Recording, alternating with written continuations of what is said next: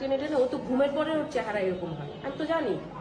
আমি কি জানি না ও ঘুম থেকে উঠলে, হ্যাঁ এখন আমার কথা, আপনি কিভাবে জানেন ঘুম থেকে উঠলে আলবির চেহারা এরকম হয়? আমাদের বাসায় আলবি ইকরা কি ছিল না? আমার বিয়ের সময় তো আলবি ইকরা আমার বিয়ের আগের দিন তো আমার বাসায় ছিল, আমরাও তো ওদের বাসায় অনেক থাকছি। ঘুম থেকে উঠলে সকালবেলা আলবির চেহারা এরকমই হয়, ওর নাক টানে, ওর নাকের প্রবলেম আছে, সবাই জানে ও নাকায় নাকায় কথা বলে।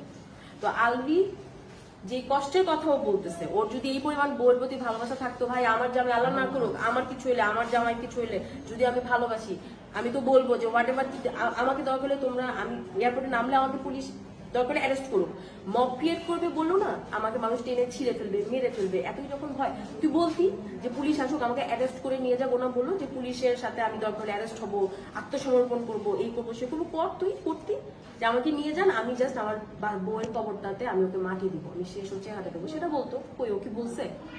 বলে নাই তো। তো এই পয়েন্ট কোথায় যাবে? ওইটা কি পয়েন্ট দেখায়? আর ও যে বললো যে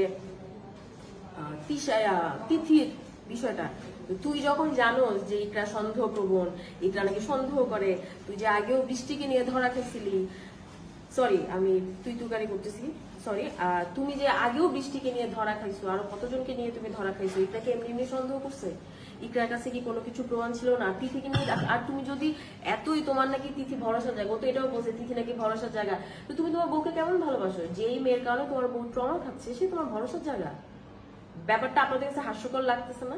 অবশ্যই। বৃষ্টিকে বৃষ্টি ওর আগে আরেকটা মেয়ে ছিল বৃষ্টি, তাকে নিয়ে আলবি ধরা খাইছিল, যেই টাইমে আলবির সাথে ধরা খাইছিল বৃষ্টিকে নিয়ে, তখন আবার এটা মোটামুটি 6-7 বছর আগের কথা, তখন আবার ও ইকরার কাছে মাফ চেয়েছিল, ইকরা মাফ করে দিয়েছিল। ওই সময় আমি আবার ইকরাকে আমার কাছে নিয়ে আসছিলাম, প্রায় 4-5 দিনের জন্য আমার কাছেই ছিল।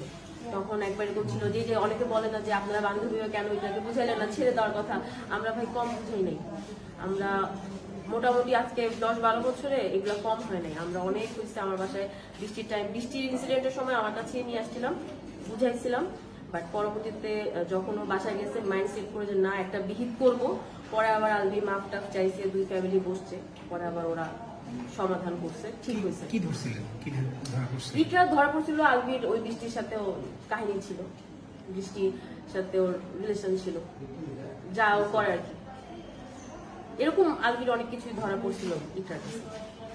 তো এটাই আর কি। আর ও যে রিজিককে এখন ইউজ করতেছে, আপনাদের কি মনে হয় না ওর কথা শুনে যে রিজিকের জন্য আমাকে বাঁচতে দেন?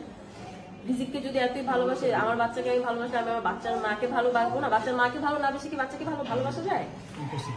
পুরুষ মানুষদেরকে আমার এই প্রশ্নটা আমার করার খুব ইচ্ছা, যারা বলেন আমি আমার বাচ্চাকে সন্তানকে অনেক ভালোবাসি, বলেন তো বাচ্চার মাকে ভালো না বেশি সন্তানকে কিভাবে ভালোবাসা যায়? আমি তো জানি না। আর আরেকটা জিনিস, ও বললো না যে ইকরার অনেক কিছু, আচ্ছা আজকে আরেকটা কথা, আজকে ওর ইকরার আইডিটাকে হ্যাক করানো হয়েছে, ডিসেবল করানো হয়েছে। আমরা আজকে বিগত কতদিন ধরে বলতেছি, আজকে ইকরা মারা যাওয়ার পর থেকে আমি বারবার চিল্লায় বলতেছি যে ইকরার ফোনের পাসওয়ার্ড আমার আর লুপিনের কাছে আছে, ফোনটা পুলিশের কাছে আছে। যদি একটাবার আমার কাছে আমাদেরকে ডাকা হয় থানায়, যদি সত্যি ইনভেস্টিগেশন করা হয়, আমাদেরকে ডাকুক, আমরা গিয়ে ফোনের লকটা খুলি, সবার সামনে ইনভেস্টিগেশন অফিসার বা যেই আছে দায়িত্বে সে প্রুফগুলো বের করুক, তো তাহলেই তো ভাই সবকিছু ক্লিয়ার হয়ে যায় না? তাহলে এতদিন কেন ওয়েট করতেছে? ইকরাকে মাটি দিয়ে এসেছি, আজকে বৃষ্টি হয়েছে, আজকে বৃষ্টি হয়ে ওর কবরও ভিজছে, দিন পার হচ্ছে, কিন্তু আবার আলবি আজকে লাইভেও আসছে। আজকে সারাদিন ইকরার আইডিটাকে ডিসেবল করা হয়েছে, হ্যাক করা হয়েছে, হু নোজ যে ও অলরেডি